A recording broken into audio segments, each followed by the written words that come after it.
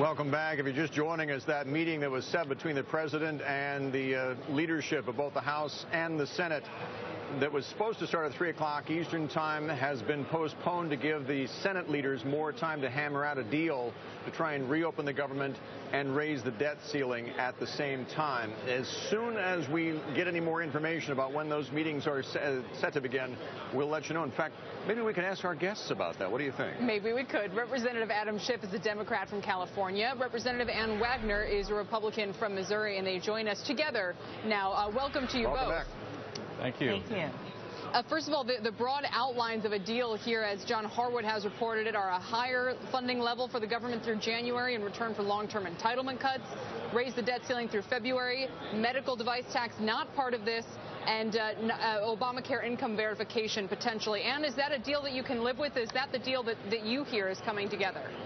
I have heard so many different deals, Kelly, it's hard to know. I was part of the negotiating team that went to the White House last Thursday on the 18th.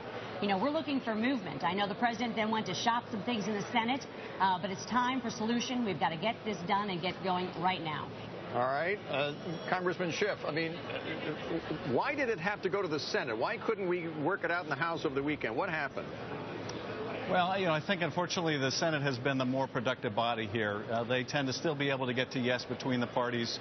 In the House, it's quite a bit more dysfunctional.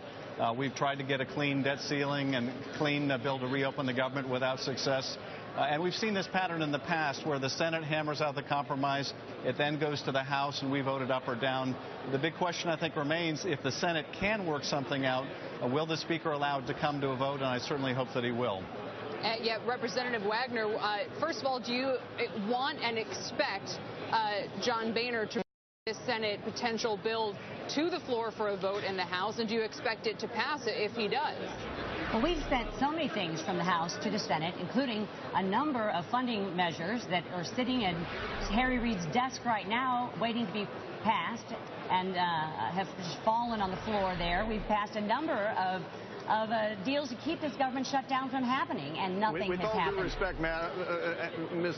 Wagner, that wasn't the question. The question is, if they get a deal worked out in the Senate and they present it to the president, can John Boehner bring it to the House floor and expect it to pass? What do you think? We'll have meetings tomorrow morning. Starting at 9 o'clock, we'll have conference, and whatever the deal is, and who knows, we've heard 5 different iterations of it today. He'll bring it to the conference tomorrow, and we'll have, I'm sure, a long negotiation and discussion about it. What we need is a solution. We need the government open, and we need to make sure that the full faith and credit of the United States of America is kept sound. Representative Wagner, will you vote with John Boehner on whatever bill he presents and backs at this point? Until we know what it is, we can't vote, and nor should we. There are so many different iterations, as I said, out there. We're going to have to wait and see what the deal is before we can move forward. Just today, we've heard at least 4 to 7 different proposals. What's key is we continue to talk. The American people want solutions, and it's time that we get something done, and we've got to do it early this week. Congressman Schiff, obviously, Wall Street's watching this very carefully. The hope is that something can be done before Thursday. Is that, even for you, a hard and fast deadline? I mean, we keep hearing on the Republican side that really isn't the deadline, that the government can still pay its bills, and we could go another 2 weeks maybe out before we would really risk not being able to make a debt payment of some kind. What about on the Democratic side in the House? Are you guys watching that October 17 deadline as closely as we are? Oh, absolutely, and we think it's a very hard deadline. After that, we get into really no man's land. We haven't seen what will take place there. We don't want to find out. We don't want to see our nation's credit downgraded again. We don't want to see the markets plummet. We don't want to see our reputation overseas even further degraded. So we need to treat this as a hard deadline, and we don't want to find out what takes place. I think, on the positive side, though, I think that we are getting very close in the Senate.